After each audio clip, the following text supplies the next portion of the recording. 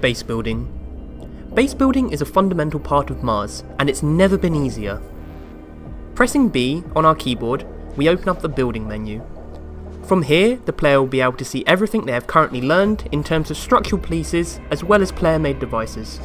Always starting with a foundation, the player simply clicks which piece they'd like to place, see a preview of the piece in our window to the right hand side, and click place.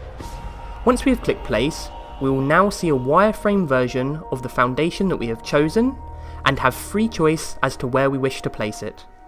As long as the wireframe remains blue, we simply left click and place. If our wireframe turns red, it means that we cannot place our chosen piece. Perhaps due to the distance from the ground, something physically blocking the spot, or even the vicinity of NPC buildings and other player bases. From here, we need to switch to our building tool.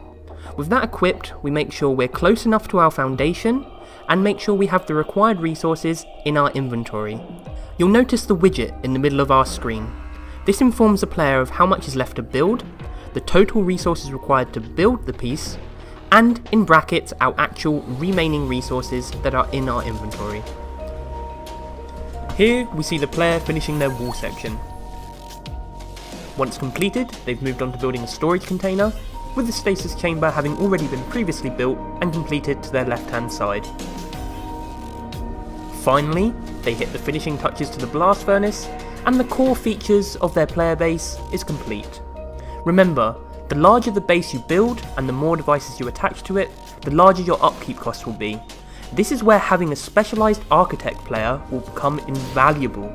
These players will not only be able to bring with them unique devices and structural pieces, but skills and abilities to help mitigate upkeep costs and reduce materials required for repairs and maintenance. That's all there is to it for base building.